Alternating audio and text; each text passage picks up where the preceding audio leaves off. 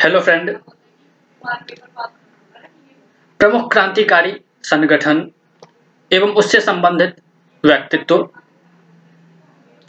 स्वदेश बांधव समिति बारीसाल, इससे संबंधित व्यक्तित्व थे अश्विनी कुमार दत्त।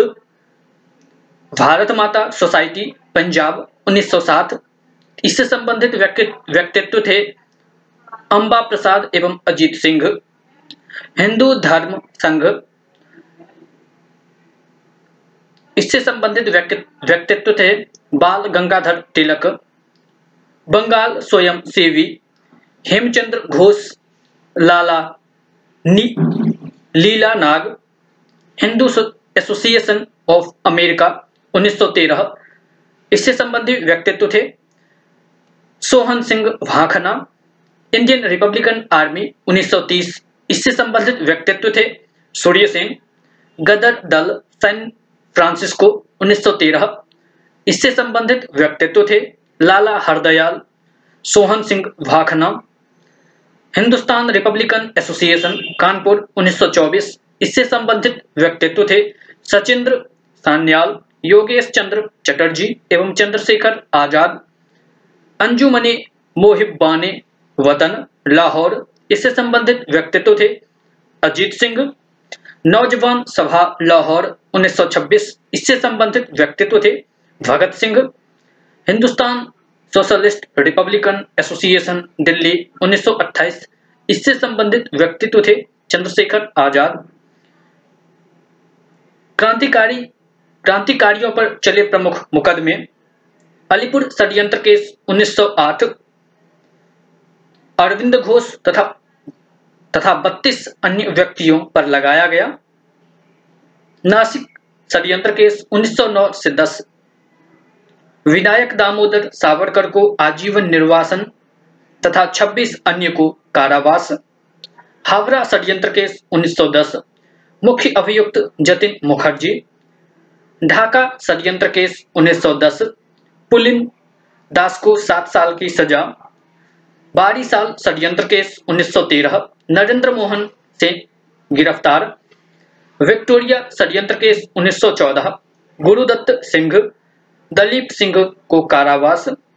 दिल्ली षड्यंत्र केस 1915, मास्टर अमीर चंद्र, अवध बिहारी, बाल मुकुंद को फांसी। लाहौर षड्यंत्र केस 1915, 152 व्यक्तियों को अभियुक्त बनाया गया। बनारस षड्यंत्र केस 1915 से 16, सचिंद्र सान्याल को आजीवन काला पानी की सजा।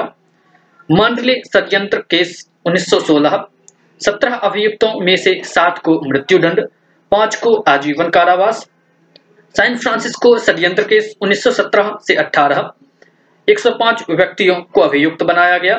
काकोरी षड्यंत्र केस 1925, राम प्रसाद बिस्मिल, अशफाक उल्ला खां, रोशन लाल एवं राजेंद्र लाहिरी को फांसी।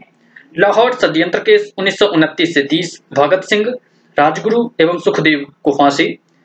भारतीय राष्ट्रीय आंदोलन तृतीय चरण वर्ष 1935 से 1947, सविनय अवज्ञा आंदोलन के स्थगन के पश्चात कांग्रेस के अंदर राष्ट्रीय आंदोलन की आगामी रणनीति पर विमर्श हो रहा था कि ब्रिटिश सरकार ने 1935 का अधिनियम पारित कर दिया।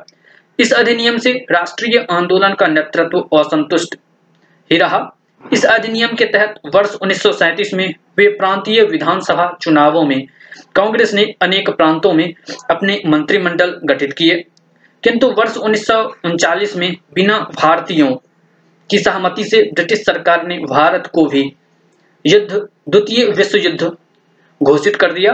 परिणाम स्वरूप कांग्रेस विधान मंत्रिमंडलों ने त्यागपत्र दे दिए, जिसके साथ ही राष्ट्रीय आंदोलन के निर्णायक चरण की शुरुआत हो गई।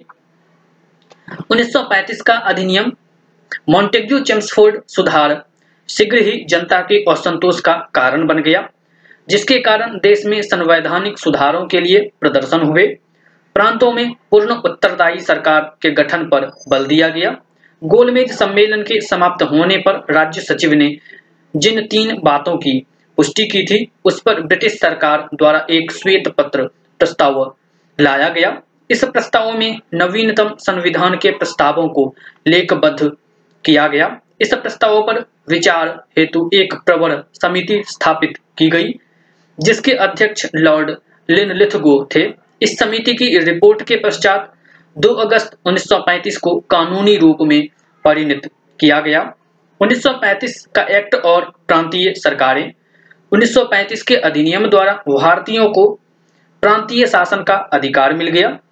कुछ प्रारंभिक आलोचकों के बावजूद कांग्रेस ने इसे स्वीकार कर लिया। वर्ष 1936 के प्रारंभ में लखनऊ तथा आखिरी महीने में फैजपुर में कांग्रेस अधिवेशन के दौरान चुनाव में भाग लेने का निर्णय किया गया। सत्ता में हिस्सेदारी के सवाल पर चुनाव के बाद विचार करने तथा बाद में काउंसिल में प्रवेश का निर्णय लिया। कांग्रेस का चुनावी घोषणा पत्र 1935 के भारत शासन अधिनियम को नकारना, नागरिक स्वतंत्रता की बहाली, राजनीतिक बंदियों की रिहाई, कृषि ढांचे में व्यापक परिवर्तन, भू राजस्व एवं लगान में उचित कमी, किसानों को कर्ज से राहत, मजदूरों को हड़ताल, विरोध तथा संगठन बनाने का अधिकार। 1935 के अधिनियम के तहत वर्ष 1937 में प्रांतीय चुनाव हुए, जिसमें कांग्रेस ने भाग लिया। 11 प्रांतों मद्रास, मध्य प्रांत, बिहार, ओडिशा, संयुक्त प्रांत, बम्बई, असम, उत्तर पश्चिम सीमा प्रांत, बंगाल, पंजाब एवं सिंध में चुनाव हुए। कांग्रेस ने 1161 सीटों में से 716 सीटों पर चुनाव लड़ा। कांग्रेस ने 5 प्रांतों मद्रास, संयुक्त प्रांत, मध्य प्रांत, बिहार, उड़ीसा में पूर्ण बहुमत प्राप्त किया। बम्बई, असम, उत्तर पश्चिमी सीमा प्रांत में वह सबसे बड़ी पार्टी के रूप में उभरी। केवल बंगाल, पंजाब तथा सिंध में ही कांग्रेस बहुमत से वंचित रह गई। प्रांतों में बनी सरकारें। बंगाल कृषक प्रजा पार्टी मुस्लिम लीग, नेतृत्व फजलुल हक। पंजाब यूनियनिस्ट पार्टी मुस्लिम लीग, नेतृत्व सिकंदर हयात खां।